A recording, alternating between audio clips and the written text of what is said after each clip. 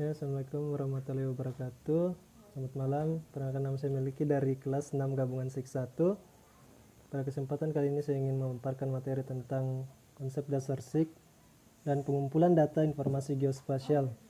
Yang pertama, konsep dasar SIK menurut para ahli. Definisi SIK menurut para ahli.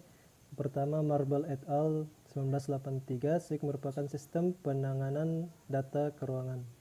Sedangkan menurut Burok 1986, SIK adalah sistem berbasis komputer yang digunakan untuk memasukkan, menyimpan, mengelola, menganalisis, dan mengaktifkan kembali data yang mempunyai referensi keuangan untuk berbagai tujuan yang berkaitan dengan pemetaan dan perencanaan.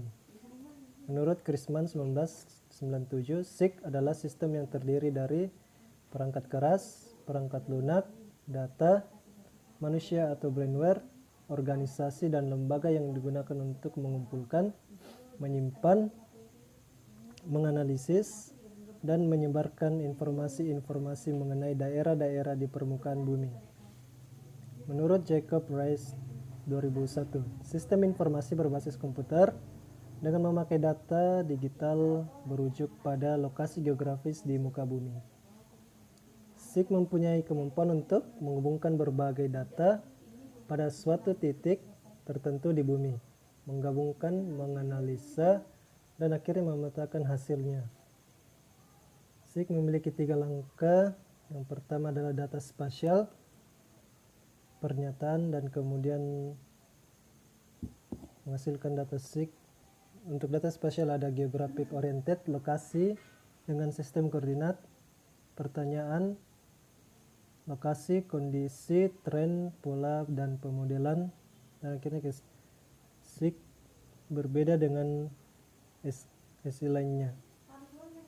Subsistem SIK. Subsistem SIK memiliki data input. Pertama, tabel, laporan, pengukuran lapangan, peta, lalu atau tematik atau topografi dan lain-lain. Foto udara, citra satelit atau radar, DEM, SRMT, dan lain-lain atau data lainnya. Kemudian input datanya dan akan dimasukkan ke data management, storage atau basis data, retrieval, lalu diproses, data manipulasi dan analisis, kemudian mengeluarkan output, table, peta, laporan, dan soft copy-nya.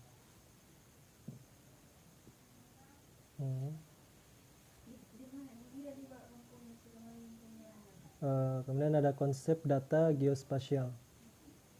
Model datanya kumpulan perangkat konseptual yang digunakan untuk mendeskripsikan data, hubungan atau relasi data, semantik atau makna data, dan batasan mengenai data bersangkutan. Formalisme matematis yang mencakup notasi untuk mendeskripsikan data dan sekumpulan operasi yang digunakan untuk memanipulasi data. Data pada SIK. Data-data yang diolah dalam SIK pada dasarnya terdiri dari data spasial dan data atribut dalam bentuk digital. Seperti pada gambar,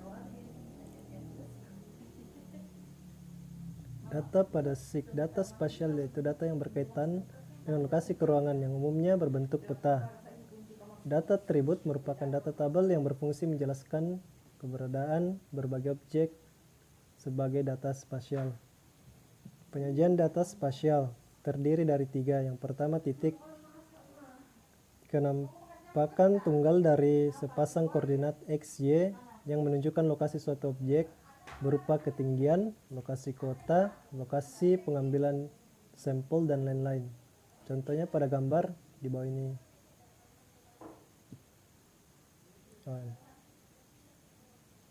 Penyajian data spasial. Yang kedua ialah garis, sekumpulan titik-titik yang membentuk suatu kenampakan memanjang seperti sungai, jalan, dan lain-lain. Seperti contoh pada gambar di bawah, yang garis biru itu sungai, dan garis orange jalan. Penyajian data spasial.